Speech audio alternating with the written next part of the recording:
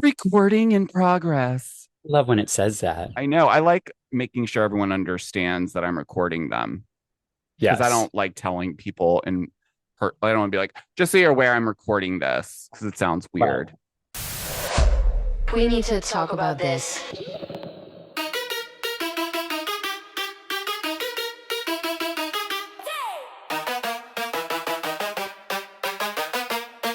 Tune in now. The Georgio Says podcast starts now.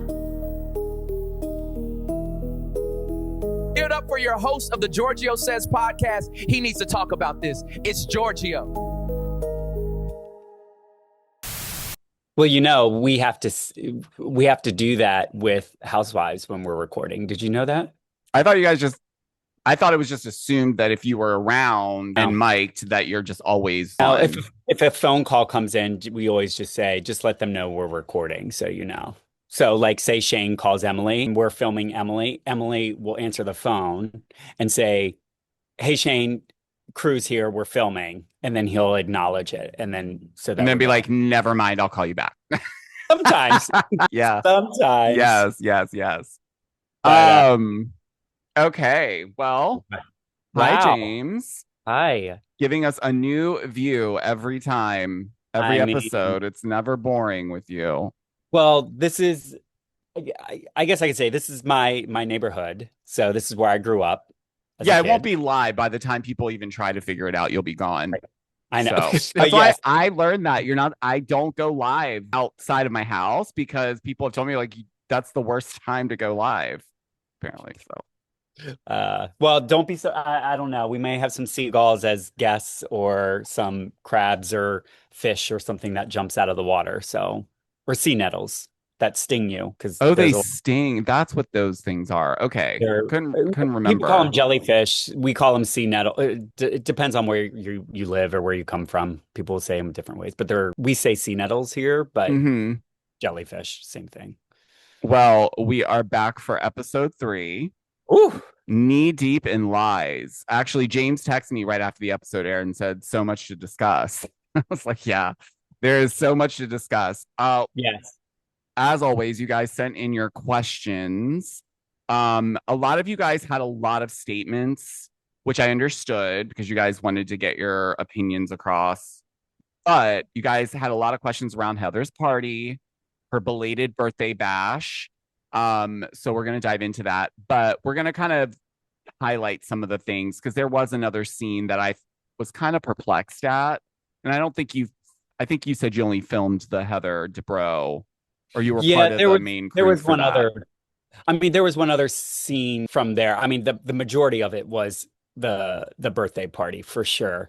Um, when we get to it, I do want to travel back in time just for a second, just to catch up on something. But let's see where we head and see if it gets me to go back a Well, little. let's just lightly touch on the episode because we kind of have Gina, right? She is seemingly in a better position with Katie, so Yeah. much so Yeah. that they're at a little hair spa date. And it Yes. seems like Gina has softened to Katie. It doesn't seem like she feels forced into doing this. Um, so that was nice because I Yes. feel like yes, Katie did some like misstepping, but I also it's just nice to see not everyone just pissing all over her every episode. So that was Yeah. nice. Sure. Another thing I want to touch on, and I'm not sure if you filmed this particular scene, but it's the scene with Heather and Jenn And Shannon. and Shannon. No, I was not at that one, But you but did watch that scene. of course, yeah. So there's this moment where Heather is bringing up the fact that she's throwing this belated birthday party. Uh-huh. And it's clear that there's tension between Tamra and Ryan because Tamra's lawyer has basically advised her it's not a good idea at this point to be in the same room with someone who's ready to pull the trigger on you legally. So we've all been there, understand. Heather's, I guess, challenge is that she's trying to convey to Jenn in the moment, look, I really want you to come to my birthday party. Yes, I invited couples, but can you not bring the other half?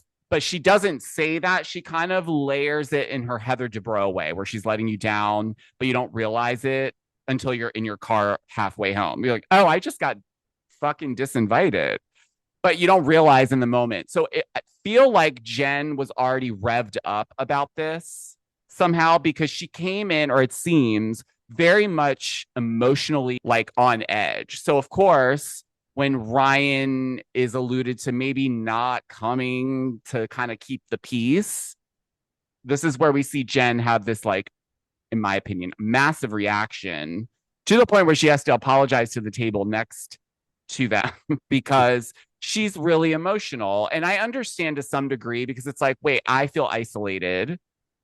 You're not inviting she said husband, but they're not married yet, but her fiance.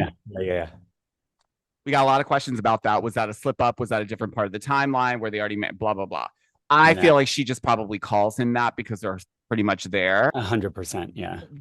So when we're looking at this, like, from the vantage point of the viewer, when they're watching Jenn react this way, it almost feels like we're going to hold on to this for everything.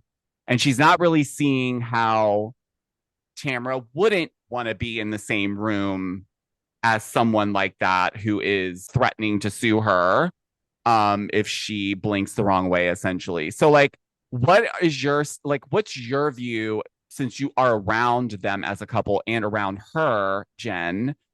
What's the vibe? Like, what's the situation? Why was she overreacting? That's the thing. We don't know, because none of us were with her earlier. She could have had something that personally that was going on in the house that we didn't get to film or see. She could have told a producer that, she's a little on edge already. So, I'm high on my emotion. So when she gets there and gets another thing tacked on, it's like, why is this happening right now? Mm-hmm. I'm going into this thinking, oh, we're gonna download about Hot Pot or talk about Hot Pot because but it then becomes, Heather's inviting everybody.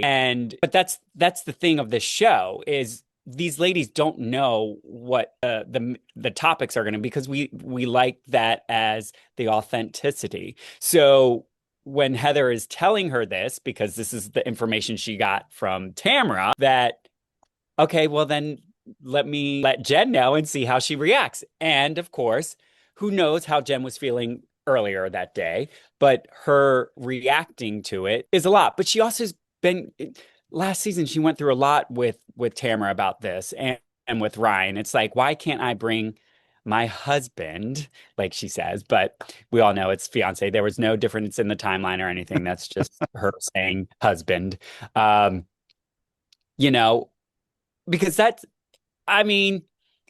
it is a little bit. Are we allowed to say fucked up? I don't know. Yeah, you can cuss on here. Okay. So, because, that is somebody who she's been with, but also, Tamra can't be with this person in the same room according to her legal advice. So, you're going to have to listen to something. So I guess what Heather was trying to do is figure out if she wanted to find out if Jenn was going to bring Ryan or not. And of course, with Jenn's response being, upset and crying, she knew right away that, okay, Jenn definitely is going to bring Ryan no matter what. That's why at the very end of the go, she goes, I'm done. Let them figure it out. I think she was just trying to gather the information so that it felt like she was trying to, like, tiptoe around the idea of Ryan not coming, to see, like, okay, never mind, bitch is crazy. Bring him. He'll just stand on the other side of the room. I mean, that's the way Heather is trying to figure something out, is can I beat around the bush a little bit before, So, but yes, Jenn's reaction, we don't know what was going on probably prior to her earlier that day. But of course, when you're with somebody for a long time and knowing everybody else is allowed to bring their other half, and you're kind of saying, well, is so-and-so coming? And you're like, oh, so you don't want this person here. So I mean, I would be upset. Sure. I would be upset, but like, be honest. If you were Heather and I was Jen in that situation, I flipped out that way. I think you'd probably be like, oh, okay, bitch, bring him then. Yeah, I mean, like if I didn't want your other half at my birthday party or something, Yeah, it and would I'm be like, like so Georgia, are weird. you coming Were you thinking for of bringing lunch? Jeff? Like, what? Of course I fucking was. Uh, and I'd be like, you know what? Fine, whatever. Just bring them. I don't You care. figure it out. I'm not getting screamed at in this Uh, little tiny restaurant bar. but yeah, hopefully that sums up Jen's reaction to it. I think I mean, those are two valid points there. It could have been something affecting her earlier, and this is now another issue that she has to deal with. And two, it's like I've been with Ryan for years now, so I can't bring him. So I think that's a valid way of her responding for No, I sure. mean it's her. I mean, you can never tell someone their feelings are wrong. So I'm not faulting her for feeling that way because if I peel back everything, it is kind of like you're left out. You're Yeah, like you show up to this event without your partner, but everyone else could bring theirs. right. But on the other hand, I also, when she starts going into Tamra costing her all these extra thousands of dollars in legal fees, this is where she starts to lose me because I feel like, and this is something I feel like she hasn't done yet, is she hasn't directly taken any accountability for the things that Ryan did on his own because all those things were happening in the background regardless of Tamra wearing an FBI hat. But she's kind of connecting those things as if like because she wore the FBI hat, now I had to go get a lawyer to then, and I don't believe, and I want to say 99% no, it doesn't work that way, but it's just interesting, like almost like we're skipping over stuff and she's kind of reacting more so to the fact that Tamra even engaged in it.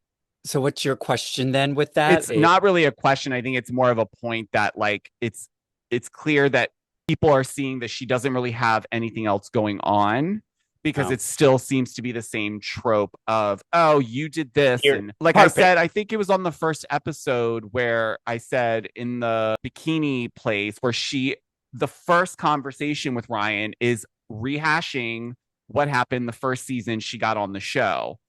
Now we're at a different place where now it's the lawyer fees and it's all going back to Tamra. So essentially it seems like if Tamra wasn't on the show, would Jenn be on the show? Because it doesn't feel like she has a lot happening that she's willing to really share.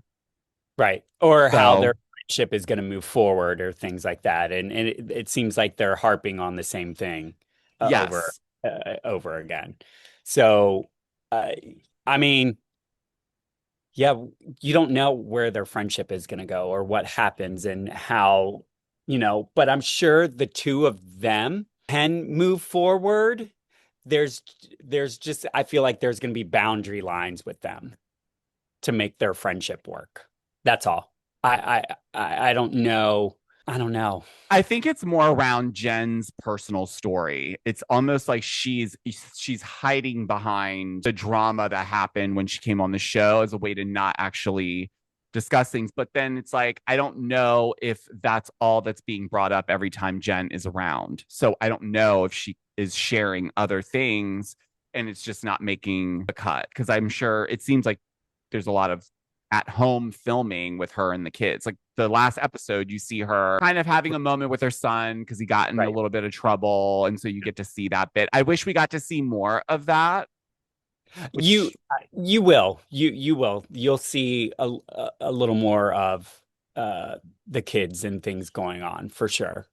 just because I think it humanizes Yeah, the noise from last season and all the other stuff that came I agree. out. Feel Yeah. like it balances it out. We'll see. Well, hopefully we'll see more of that because I know we did film a lot of house and family life. So yeah, for sure. That'll counter this other harpiness, I guess, from Tamra and Ryan. Well, speaking of Tamra, she's not happy with Heather. They meet up for lunch or a glass of champs. And she's not really happy because at the end of the day, it seems that Heather is not really standing with Tamra on the fact that, like, look, this is a situation with Ryan. So why did you even make it shouldn't have been an option? And I agree. I think I would have felt the same way. It's like, I've known you longer. So, why are you inviting this person that my lawyer said Don't I like. can't be Yeah. in the room with him. But I also know that Heather realizes we've got to make a show. So you stand on that side of the room because I'm sure, listen, it's a Heather Dubrow party. So when she says you'll have room to mingle and not have to deal with people, I would believe that because she has the money to make that happen. It's not going to be at the back of a Chi-Chi's, where it's like you're going to run into them. So the main event for this episode is Heather Dubrow's belated birthday party. So you were a big part of that crew for filming that party. What does it take for production and something like that type of party to merge and actually be successful for everybody? Sure. So, yeah. So something like that. I'm sure Heather wanted this particular venue. So what happens is then our crew will step in and make sure that we're allowed to film there type thing. So I'm making sure. Can you hear the helicopter or no? No. Okay. So, yes. So something like that. Say Heather wants to film at this venue. So we'll go in, make sure that we're okay with filming and all this stuff because there's going to be a lot of us there. But this place was I never even knew existed in Orange County, but it's huge. It's like this big, almost like a church shrine, just like Gina and Emily we were all getting lost It was ourselves. really Right? big, that main room that they walked into. I was Yes. like, oh my God, that's a whole different event space. A whole different, yeah, it was huge. And apparently it was a church type thing with Oh, gold. they said it on there. It was one of those mega churches, I think. Yes. Yes. And I mean, there's like gold angels all over the place. And then there's like paintings and really tall, I don't know, everything. It was a lot. So you guys basically go into the venue and say, hey, there's going to be 10 of us here filming. There's more like 40, but yeah. Okay, so that's substantially more. So 40 people. Is there a situation where who's paying for this party? Like, how does that work? That's Heather. So Heather is like, I'm cutting the checks for everything. This is my party. Yeah. You want to film it, you figure out how to do so, but I'm doing do our own, right? Got it. So you guys then come together. No, it's like, I'm doing this party here. This is what I'd like to do. Then we come in and say, okay, where are we going to set up and all this stuff? But we'll go together with Heather to walk around so that we're not in the way of her stuff. So where that ice throwing gong thing was, our whole production, we were behind that. So we're like back behind there somewhere. The sheet that is like essentially, okay. Yeah, did you see where they were on the swing? So we're literally behind that, literally behind it. So. Okay, so we get to the day of this party. Yes. You guys don't really understand what you're probably in store for because, it's also a big place. So I'm sure you guys are running around because everyone's kind of paired up in different areas and they all are staggering in at different times. Yeah. What, from my view, it felt like a very sexy chic party based on just the color palettes that she chose and the different animations and activations she had along the way. Like, I thought it was really cool that she had like a joint rolling station. And so I think one thing that really gets people that they keep forgetting about Heather is she likes to dabble in the devil's lettuce. Yeah. I mean, I don't think I would absolutely do an edible with Heather Dubrow because I feel like she would be, I actually don't know, but I feel like she'd be giddy and funny and silly and more playful. Look, I think whoever likes to do that stuff, it can make you in a different state of mind for sure and happy. I mean, some people when they do it, their anxiety change, your anxiety and fear comes in I think it just depends on the person. And Heather is happy with herself, and in your life, and if that's going to enhance it and make it even more, go for it. If it That makes you was happy, that why was not? James's way of saying I don't do those things. You people that do it, if it works, great. I, No, it was definitely it was a big party. I can't yes. imagine how much. And she loves to get sushi at these parties because she loves to feed us at the party too, by the way. So she loves to make sure that the crew is fed as well. Heather So Dubrow standing on the other side of the screen with like a yes. gun to your face. Tell them I'm No, nice to production. no, Okay. no. She loves to I feed us didn't shove afterwards. anybody. I didn't shove any. First of all, that vision in my mind is just scary because it Yeah. just doesn't seem like something she would do anyway. But But you're everyone at looks this. stunning. Everyone's stunning. Their dresses, their choices, everything. I was with Jen before she got there. So that dress and those heels, I was the one that said, these two look great. That's a great combo together. So Okay, just so everyone you be know, nice. Be nice. James was not like, the stylist.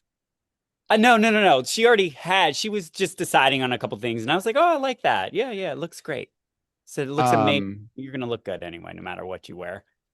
well, first of all, you can't deny that the woman has a stunning, like perfect surfer body that Yes. could like wear a like kitchen towel and look amazing in it. You know what I mean? Like I wear sometimes like a nice suit and I look like a fucking piece of shit. So it's all about just energy and vibes. I like Jen's energy. I really liked her when she first came on. I think it's this cloud of Ryan and the misunderstandings that I believe will get cleared up some way down the road, hopefully. But it seems like at this party, she didn't bring, or she did bring Ryan because Uh, he kind of stayed back though. He seemed like he He, wasn't around as soon as they walked he, in. yes. If you remember in the scene before, they talk about Ryan's knee surgery. So Yeah, yeah, Ryan literally, yeah. so we filmed him having, coming back from the doctor with his knee, and he wasn't allowed to be, like he was telling us, he wasn't allowed to be up and moving a lot. So he was supposed to be more stationary wherever he was. So that's a little behind, the scenes because they Oh, didn't so that's show. why you guys propped him up against the wall and left him. Well, we Just always want stand to make sure here.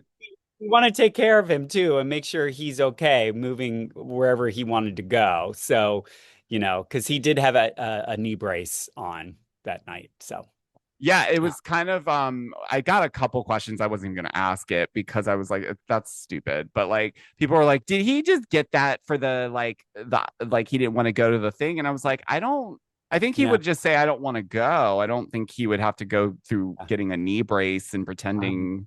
100%. Yeah, no, he had even I think before he already had that scheduled for surgery and everything. So that's something in his personal life that he had to get done. So no, he Um that. well, nonetheless, we've got most of the ladies. Tamara's not there yet. People are like, ooh, she coming.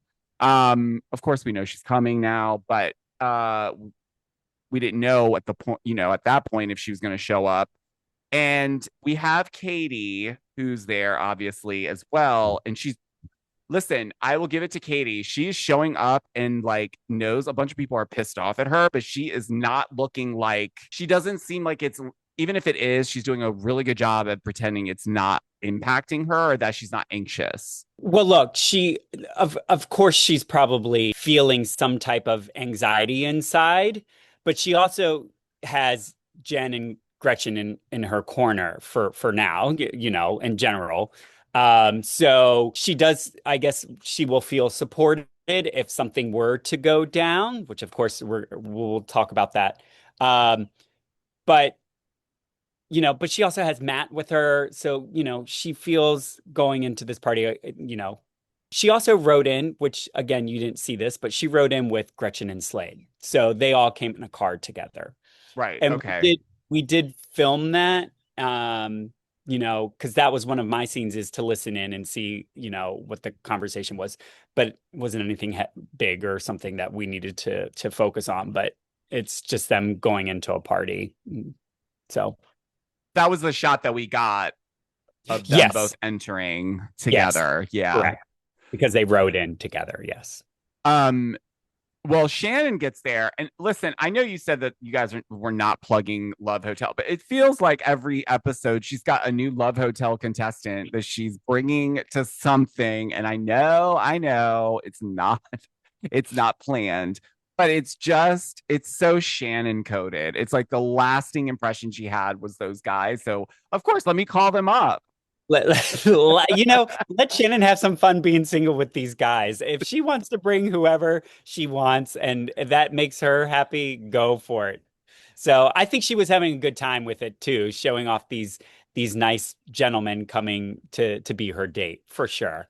Why Well, of not? course. I mean, it was clear that first of all, these are handsome men, and so Yes. and the plus is for her, they've already filmed, so they're comfortable on camera, so she can just call them and be like, "Hey, can you come film this too?" But I'm not pleased with Shan. I need to be very crystal clear, guys, because you all out there know where my heart is when it comes to Shannon. But and this is not a producer question, this is just more of a statement from me before we jump in. I do feel there's a bit of enabling when it comes to some of Shannon's behavior that I don't feel would be as tolerated if it were another cast member, is what I'll say. There's a lot of like talk around Shannon wigging out, flipping out. Situations have occurred even on Love Hotel. But in this situation that we're about to dive into between Katie and Shannon, I just wanted to say before we get into that, my opinions on Shannon around the situation is around her behavior, not about Shannon herself. I understand that there's two different versions. There's a version that we see on TV and there's a real human. And I empathize with the human being Shannon. But when we look at it from the context of the show, you guys know I will always try to figure out how to wrap my head around people's behavior. It seems as though Shannon gets enabled because either the people around her don't want her to continue to spiral or crash out, so they say what they need to say in the moment, or they just ride it out, or they have to eat it because there's no in between, because it doesn't feel like you can have a back and forth with Shannon when she's already in the mode of like, we're going and I've made up my mind.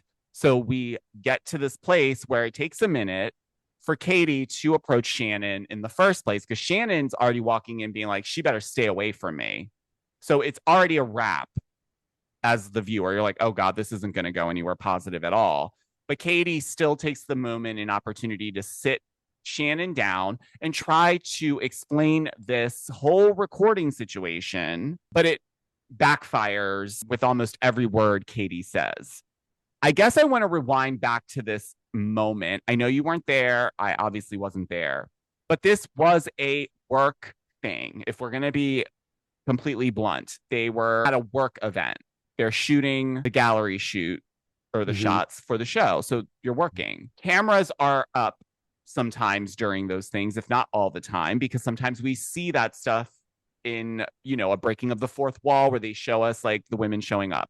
There was reference to how hypocritical Shannon was in this moment, where she says that basically what Katie did was the most vile, awful thing anyone's ever done. And it's, illegal and puts her in the same box as Alexis and John Jansen. But if we peel the layers back, is what Katie did actually, I guess, is it warranting what she's getting? Because of the way it was explained was as though if you and I are at work, okay, your cubicle is right behind me. It's open. You get on a phone call. Not my business. I don't know what the fuck's going on with you. You have been showing up late lately, but that's a different story. No, I'm joking. But like, you get on an intense phone call. Now you're getting up, you're pacing back and forth. I'm on my own call, and now you are disrupting that fucking call. So now I have to end that. So then I text Jeff and I'm like, what the fuck? I can't even be on this call because James is wigging out again. So he's like, what are you talking about? And I'm like, this is what I'm talking about. And I audio record 15 seconds of you being like, Then I send it to Jeff and say, this is what I'm saying. Great. I know that if you don't have all that context, it sounds like you're a weird wackadoodle person that just walks around randomly filming people. But in this situation, I felt like Katie was trying to just make a point, not put something in her back pocket to then exploit Shannon on. But it feels like Shannon is like, video, not again. Like, it's just, I get it. But then it's like, why are we not remembering that you did the same thing in Ireland? Even though producer said, but like, producers wouldn't be mad if someone did film someone at the gallery shoot acting a fool if it was going to be used as a flashback, because that's happened before. So I don't know if this is like fair, is what I'm saying. So I think, in my opinion, yes, this is 2025, 2024, and this day and age, people's cameras, phones are out anywhere. You can be filmed anywhere, doing anything. I feel like it doesn't matter where you are, right? If you're causing a chaotic type behavior, somebody is going to have their phone no matter what. If there's a cop that pulled someone over, somebody is going to film it somewhere to have it for anything. So I think, again, Katie filming it with Matt or sending it to him as a private thing to each other, I don't, that's none of my business, right? I think what happened was Katie told Alexis. At the moment, she was probably mad at Shannon or whatever, or was just giving something for I don't know. But once you tell somebody else, then it starts to become a bigger issue. That's why Heather calling Alexis to find out if that really happened. But wasn't Alexis at this shoot too? That was part of the reason why Shannon was wigging out, because she said that she got her call time. That's what Shannon said. Don't give me the producer. I wasn't there, so I don't know. I know, but I'm saying Alexis, what Shannon said. I don't know their call times. But again, wherever Katie, however Alexis got it. I have it right here. And oh, Lord, here we go. I'm kidding. I love a receipt. But yeah, I think if you and Jeff recorded me or you sent something to Jeff recording me, and I would never find out and not know. But if you told a friend of yours and somebody else came back to me saying that you had it, of course, I might be like, what? You did? Georgio has, like, then well, what if it was a coworker? Because this is technically a coworker at this point. Oh, now we're going then it's like HR department. I don't know. No, but I'm saying Alexis was technically on the show still when they were shooting those shots. Yeah. What I'm saying is her sharing it with Alexis is parallel to sharing it with another cast member if it happened on like mid-season or what. It was still filming at that time, but like she could have brought it up in that remainder at that moment, and she didn't though. No. So and it's more coming up now. But again, Tamra had this information too, but didn't mention it. Gina did. Yes. At Hot Pot. But that's kind of telling as to what we're getting from Gina. She's like, she's trying to really wrangle it in with getting the truth. Right. She wanted to know if that was true or not, 100%. But I think that's where, so we're leading up to this of Katie coming up to Shannon and trying to talk to her about all this, right? We did leave out a little bit, you and me talking, was the apology note that Katie sent to Shannon. The text? The text. Yeah. She skimmed right over that, it felt like, like she didn't really, not Katie, I mean Shannon. She did address that she had gotten it, but she didn't seem to really partake. Right. I'm going to back up a little bit there from this, and maybe this makes it a little bit more clearer. After Hot Pot, my crew went to Katie's house to film a little bit aftermath because of what just happened with Shannon and her. Katie at that moment, which we probably won't see, was very upset. And we filmed her talking with Matt about how to navigate this, that she felt terrible now doing this. Whether she showed Alexis or not, it's just in general of her friendship working towards to Shannon. Yes. And we did film that of them Okay. two. As we were about to leave, Katie stops me and says, I want to send an apology to Shannon. And she kind of mentioned it too with Matt. I want to talk to Shannon. You know, we just let that ride. But at the end, cameras are down. We're about to leave. She asked me, I want to send Shannon an apology text. And I said, I can't control what you do, but my advice for you is you're going to see Gina tomorrow. And that's when they were going to go to get the spa. I said, talk with Gina about it on how to send this message to Shannon. But she's like, I really want to send it now. And I said, okay, I can't control you not to do it, but my advice to you is send it, work through it with Gina and talk about it. That didn't happen. So she sent it that night or whatever, because Shannon did get it. So your advice was because Gina understands Shannon more and would be able to help her word it in a way that Shannon would be more receptive. Yes, I think Gina, and also Gina had issues with Shannon previously, so they worked it out. Yes. So I think Katie, if she would have talked with Gina through this on how to navigate with Shannon when she's upset about something, I think it could have turned out a little bit different. But again, that's my opinion. That's the way how I advised her, but she did not do that, and she ends up sending the apology text. So, and of course, Shannon didn't respond. So no. Because of, again, going back, how Katie and Shannon were talking about how to move and navigate through things.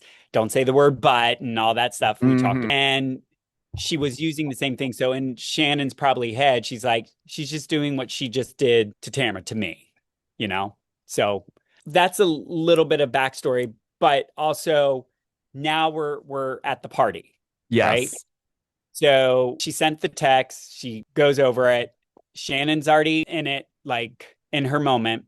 And then this is what we see, you know? So she wasn't happy with the way, I guess, Katie might have handled this apology, like, because she just had that talk with her about it, about how to navigate through a friendship or some type of, you know, how to apologize. So I know Katie is going in very sincere and upset, but also then we have the Shannon side where she's not very happy that you filmed me because I found out through somebody else and not through you, you know? Because Katie could have then said at some point, yeah, I did film you and I'm, you know, sorry, but there's just, it's so much happening. Yeah, no, I think she's apologizing, but I think what she's not waiting for a separate time on is getting accountability for the other side of it. And I think she tries to get it like a one and done. And it's just, I empathize with Katie here because I'm very much that way. It's like, okay, someone comes to me and they're like, you really effed up. And I'm like, I'm sorry.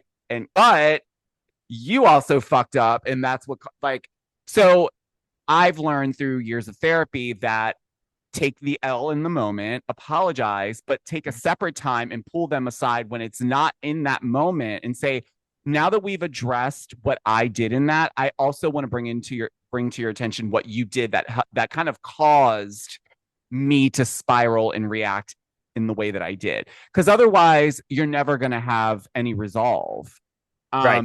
So I do understand why Shannon wouldn't respond to Katie's message. And now it makes a lot more sense because had she had talked to Gina, the text probably would have garnered different results, maybe. Maybe. You know, maybe not, but it surely may have warranted a response at the very least. It could have, you know, at least had a fuck you or don't ever text me again. When you see as a producer, and this seems pretty early on in the season as we're only in episode 3, but like when you see stuff like this where there's one person who's kind of pissed off more than two people, do you get worried for them and how they navigate these situations? Like, how does that work in the sense of like, obviously she has to work through it.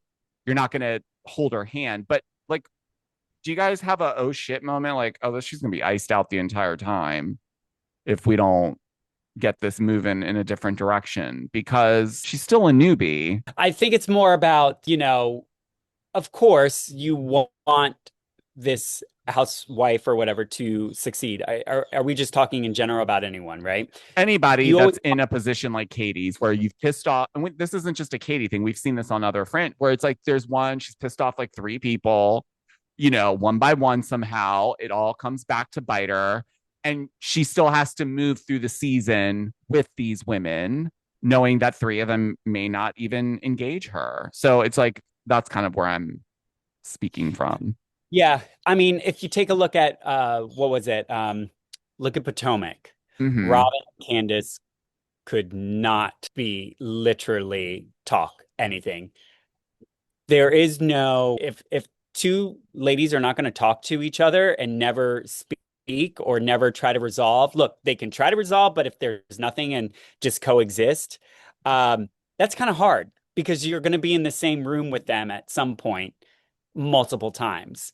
And then there is, to me, there's no show because they can't talk and make, move forward because whatever hurt them.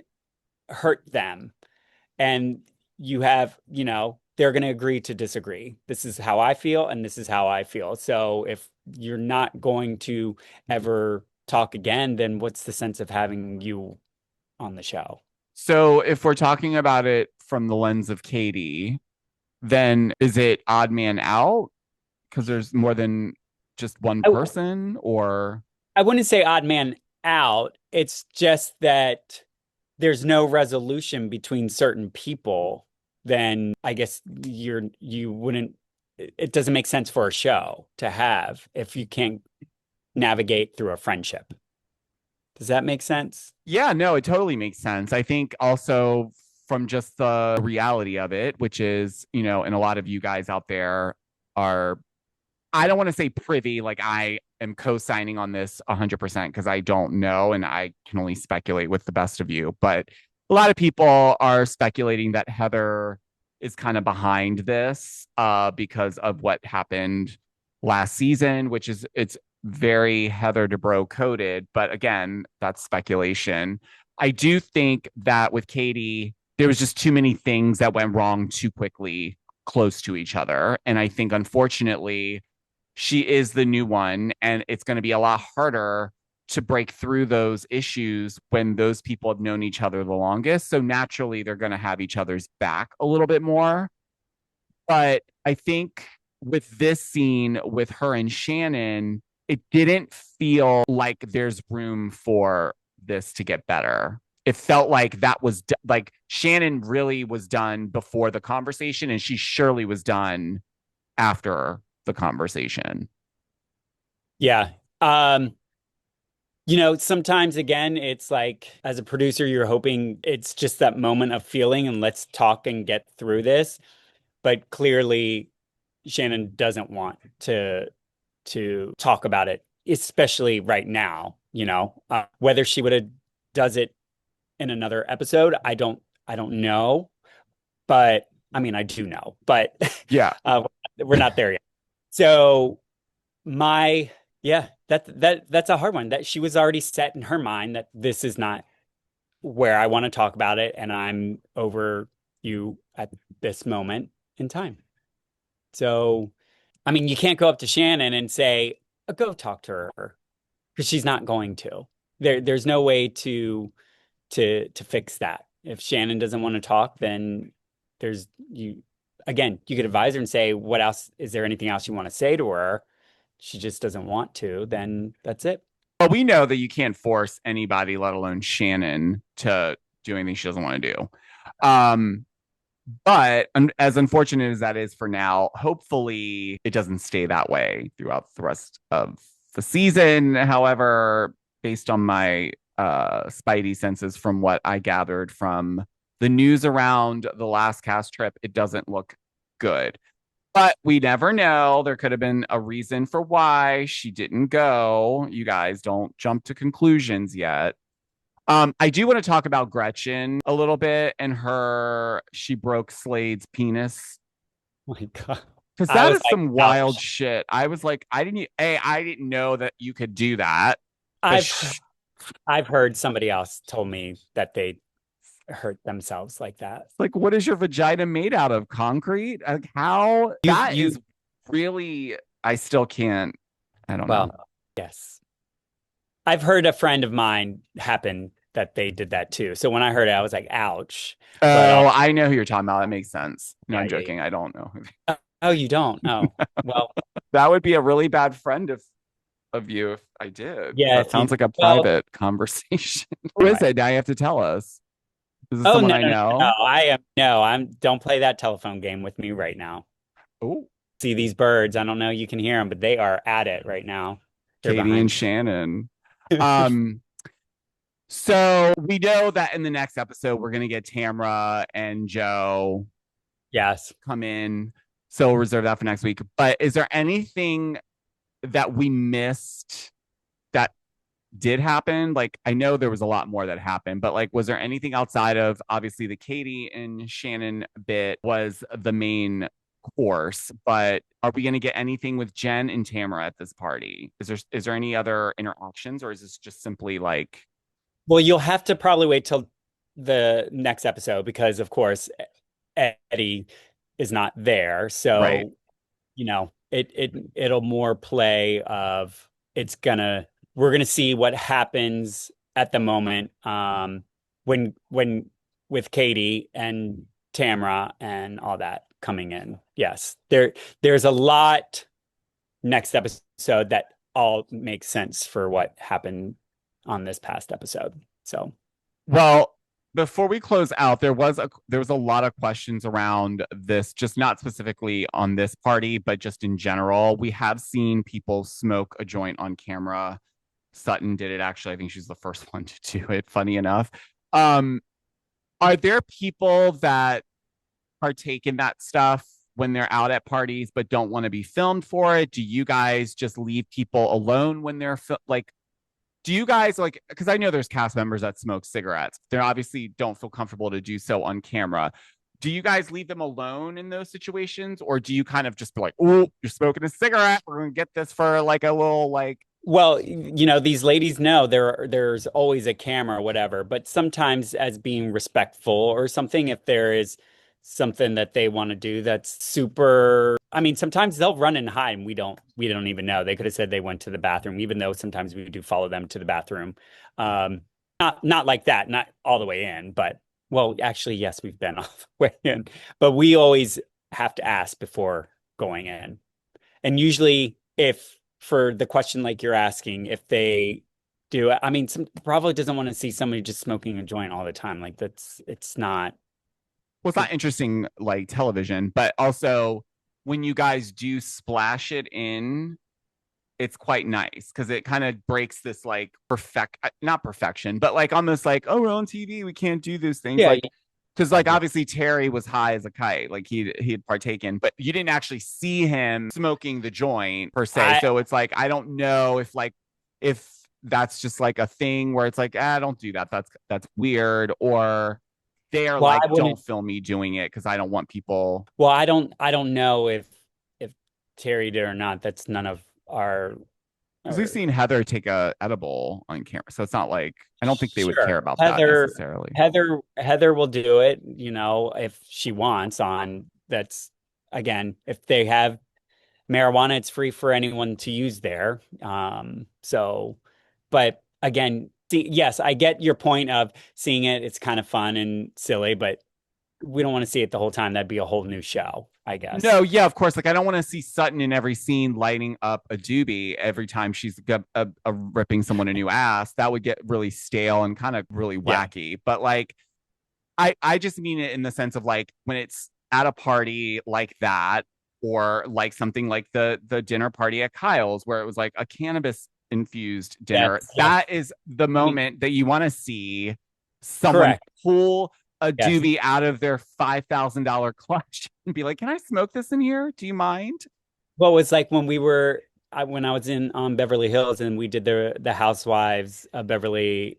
Oh, when I was on Beverly Hills when we were in Hawaii for Camille's wedding, remember Mauricio? That You whole showed up table. so Oh my God, high. everybody so funny. Like it was the most funniest thing that all of us ever watched because they all were having a good time and you just don't want to break that up at all. So, Well, there you have it, guys. You're not going to get a bunch of pot smoking, but you might get a splash if the event's right and the mood's right.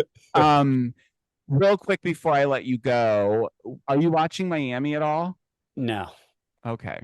sorry. I was just going to Should get your I? thoughts on something. Um, I think you should. It's good. There's stuff happening that well, I have some boots on the ground in Miami that is kind of giving me intel around production, maybe having some favorites.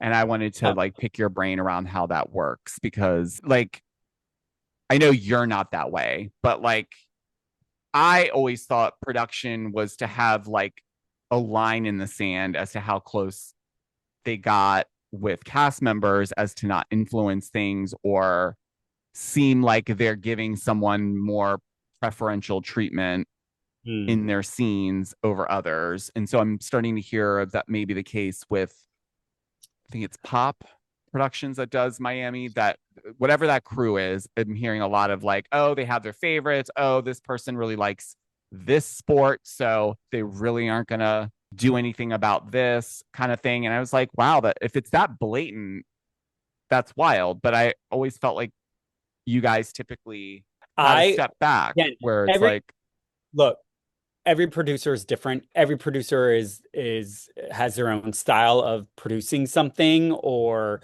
um, there are really good producers out there that love what they do and work with the ladies the way we do professionally.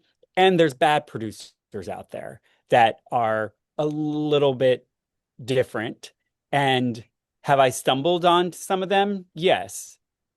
Do I agree with some? No, but that's just their style and that's how they work. I don't know.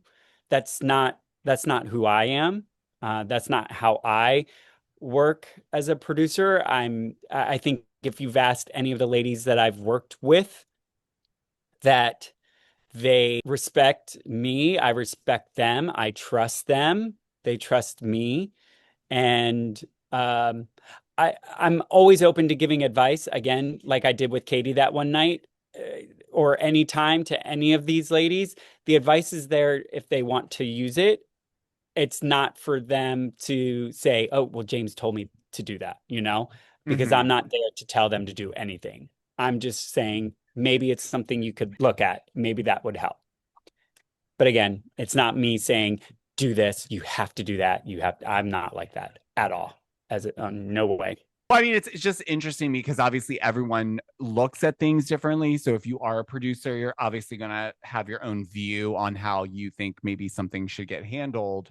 There are Sure. producers also that ride hard for who they end up working with. So it's not that Sure. they tell them what to do, but I've known producers that will be like, no, this is your moment to speak up. You should go in there and you should let them fucking know what it is. This is your moment to tit your truth out there. If you don't do it, someone else is going to do it for you. Like that, I understand as well. It's like you spend a lot Yes, of time with that's them, so that's still a good producer. They're just yeah. trying to get you to get out there and do.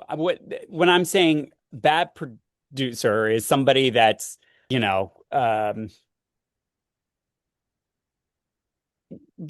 just the way that they I think handle. there's also producers that will kind of guide the cast member into doing what they think would be good for the moment. And I guess there's a line with that because it becomes a conversation with that person. Is this something I would really do? Yeah. Because again, like obviously this is a television show and it's for entertainment, so we're not blind. But I also think, to your point, there are producers that are messy that Yeah. will play a game between the women to rile them up or confuse them. And I've seen that happen, Roni, where it's like, you know, it's the same usual suspects is what I'm saying. I don't feel that from Orange County. I never have. Like, I've never watched Orange County and been like, oh, the producers did something here. You know, it does feel like it's a family in the sense that they're on camera, you guys are behind it, but all together is what brings it together. There's other franchises for sure where you're absolutely like, that was producer coded. You know, like I don't feel like she would have done that or that wouldn't have happened that way. But you've worked on many of the franchises, so I think I've done four. Have you done Atlanta at all? No, just Okay. Married to Men, which is pop. They were, I mean, I had a great time working on that show. That was season 2, though. That was years ago. That was like very early on. Yeah. Well, no Atlanta, not yet. Explosive season thus far. James, thanks for being here with us. We Yes, appreciate your insights. So an all new episode of Orange County will be coming up. So make sure you get your questions in when that episode airs at some point this week. There you go. There you go. James, thank you. It's always a good time. Not because I know you, just because. And guys, I will definitely be talking to you guys on an all new episode in the future. Bye. Bye. See you later. We need to talk about this.